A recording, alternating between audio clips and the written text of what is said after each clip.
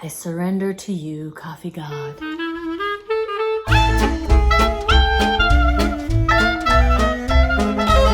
Hello and welcome to another video. My name is Heather and as always, I'm reading with a vengeance, and as always, I hope you are as well. Welcome to Book Tag Tuesday. Today I'm doing a tag. I am doing the in or out tag. I was tagged by the lovely Erin at Erin Go Reads. Please, if you haven't already, go check her out. She is lovely. I enjoy her channel. She does vlogs, she does book reviews, she does wrap-ups, the basics, and I just love her personality. She is real, down to earth. Thank you so much, Erin, for tagging me in this. This tag was created by Rick McDonald. I will link both Erin's channel and Rick McDonald's channel down below. This tag is a list of 26 items about reading and or books, and if I'm for them or against them, if I'm in or if I'm out. So this is going to be a quick tag. So basically this is just a tag where you get to find out what I think about certain topics that are book related. So let's just get started. So the first one is reading the last page first. Absolutely not. I can easily say I have never done that, nor will I ever. I did happen to watch a Booktube video recently, if I want to say just this morning, if not yesterday morning, of somebody who she would read the last page of a romance novel to find out if the main couple gets together and there's like a happy ending. She wouldn't read the last page of like a thriller or anything like that, but she refuses to read books, romance books specifically, that don't end happily for the main couple. So I guess I can kind of understand that, but I don't want to know what happens at the end until I get to the end. Wow, if I answer this way for every single question, this is going to be a much longer video than I intended. So it's in or out. I'm out for reading the last page first. Number 2, enemies to lovers. I would say, yeah, I'm in on that. Sure. Dream sequences. I don't think I've read a whole lot with dream sequences. Yeah, I can't think of any off the top of my head, so I would say I'm in. Love triangles. So typically those happen in romances, and I'm not a huge fan of romance. I'm not against them, but as far as, what would you call that, a trope? Love triangle. Yeah, I'm in. Cracked spines. I don't mind that. I try not to crack mine, but doesn't really bother me. I mean, really, a cracked spine is a sign that a book is loved, I think. I'm in. Back to my small town, I think, as a plot device. I'm in on that. I love it when a character has left her or his small town, lives their lives, and then something draws them back. Yes, totally in. Monsters are regular people. Now I'm gonna say out on that because they're not. Now this, I'm a little confused. Are you asking me if I'm in or out on that concept? Because on the concept, I'm out. They're not regular people. Monsters portrayed as regular people, do I mind that? No. This tag is turning into be a little bit more complex than I originally anticipated. Monsters are regular people. And no paragraph breaks. Completely out. Don't like it. Give me a break. Like literally, give me a break. Out. Multi-generational sagas. 100% in. I absolutely love a multi-generational saga. Rereading books. I don't typically. There's just too many books, and I mean, I can count on one hand the books that I have reread, and I could probably count on 2 fingers the books that I've reread. To Kill a Mockingbird is one of my all-time favorite books, and I like to reread it every couple of years, if not every year. So that's the one book I have reread more than once. The only other one that I can think of that I've reread was The Lion, the Witch, and the Wardrobe, only because I loved it so much as a kid, and I never read any of the other books in the series. So as an adult, I decided I wanted to read the rest of the books in the series, so I reread Wardrobe to refresh. Mistake.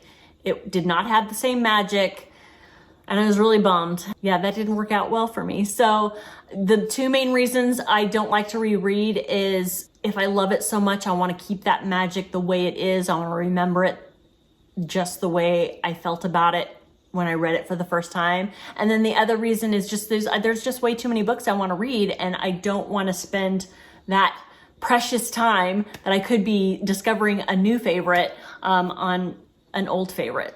Short answer, I'm out. Artificial intelligence.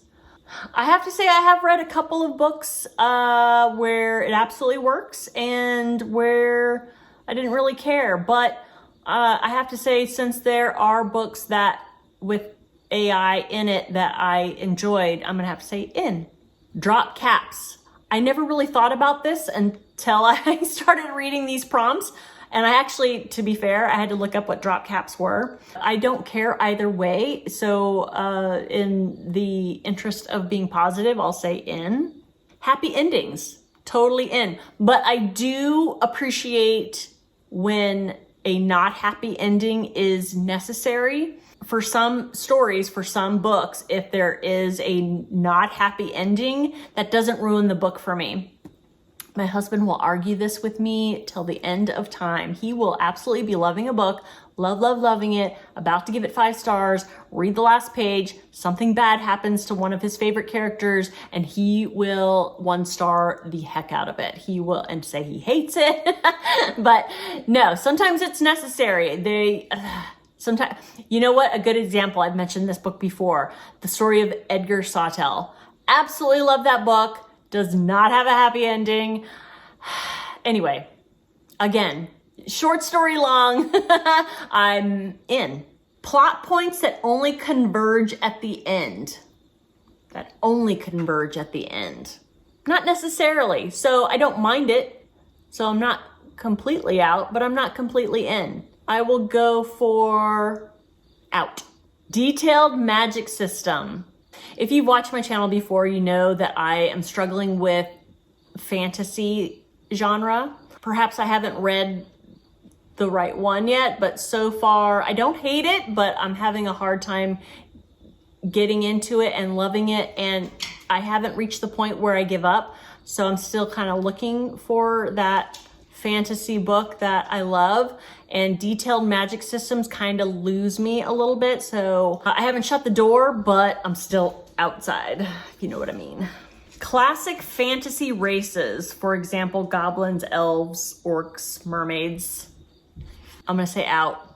Unreliable narrators. I have had good experiences and I've had bad experiences.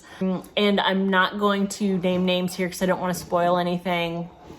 But I'm gonna say I'm in on this because when it's done well and when it serves a purpose and it is a means to a really good ends, then it works and I'm in. Evil Protagonists. I'm in. The chosen one, in other words, an inevitable hero. Not totally against it, but I'm gonna say I'm out on that. I really like more of a struggle to get there type of character. If they're gonna end up being the hero, I'm gonna say out.